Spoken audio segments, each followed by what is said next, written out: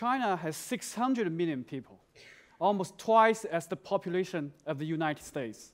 But also China has the biggest and most effective, the Great Firewall, isolating China's China war with the global one.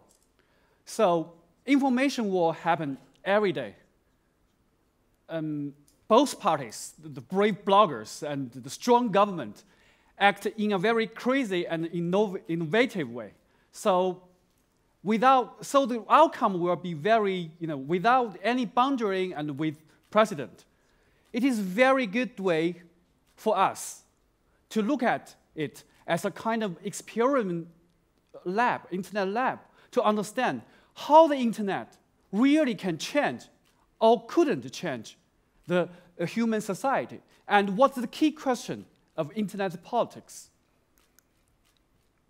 As I mentioned in my TED Talk in 2012, I explained how Chinese social media can act as a kind of anti-corruption platform. We have the social media Weibo, it's a little bit equivalent of the Twitter, but the server is in Beijing. That means the central government, this is the big cat, and also they control the server in Beijing tightly. And we also have local governments, I mean the two cats, small cats. But they cannot control the server, which means they cannot delete the bloggers, criticize them. So the bloggers can attack local corrupted officials without their content was deleted. So it's central governments just walked away. Let this happen. Why not? They just utilize the blogger to attack local government. Then they just arrest any corrupted official was disclosed by bloggers. So from 2009 to 2013, 4 years, we see social media in China become a platform of anti-corruption.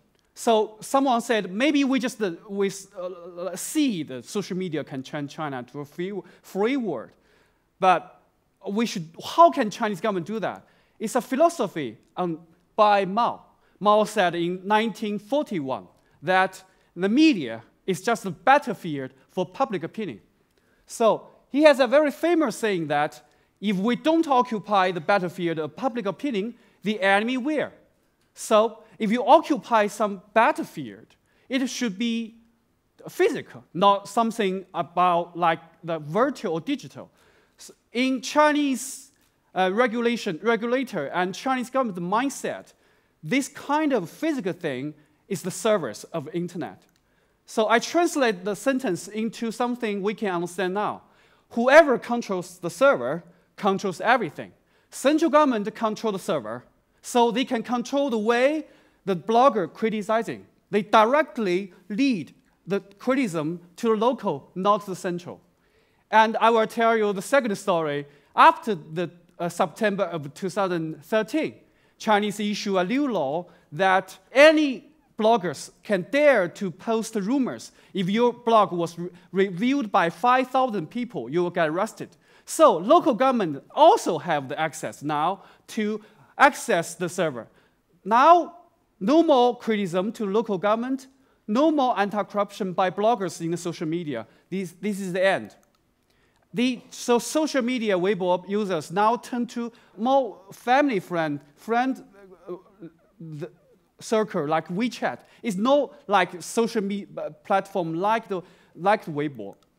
But not only in China, the mentality of control the server, also in other countries. For example, Snowden gave us very big picture about how NSA control the server of the Google and Facebook. This mentality really caused literally internet freedom as an agenda disappear in the world, not only in China, but in the whole world.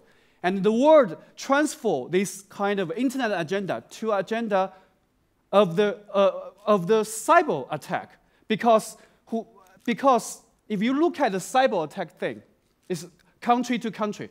But if we look at really deeply in this picture, we also can say from the server perspective, if we cannot occupy the servers, why not I just bomb that? It's also a way to try to access the other country's server. And also we look into the internet trade. Without we order international company to keep their server in Beijing. If you don't hand over your server, we just build up Great Wi-Fi wall to block you. Not only is inside China, but also Russia. Russia just issued a very new law that every international company should handle over your server inside Russia. So all the mentality of the server control changed the internet from the borderless to balkanized. I think we have the question about whether a revolution can be treated. My answer will be very clear. It depends on where the server is and who controls the server. In Tunisia, because the server is controlled in the United States, and people in Tunisia can access the Twitter, so the revolution can be treated. But in China, social media is controlled by the Chinese government. I don't think any possible a kind of social media triggered revolution will happen. So we have different technologies. People said internet can change the society, but I have a different opinion because different technology has different freedom index. For example, the Twitter, you are more as individual, you can easily to access, but because the server is in United States, you cannot easily, as other government, to control the content. But if we look at the big data, I don't think any individual blogger have the money or have the resources to have such technology. So big data can be only used by big brother government and the corporation. And how can we do? So we only have very short period of time living in the earth. So in this short period of time, everything we do should unite all the geeks, unite all the freedom fighters to do something, to create some high freedom index technology to help the world, to prevent the low freedom index technology, to destroy the freedom of internet.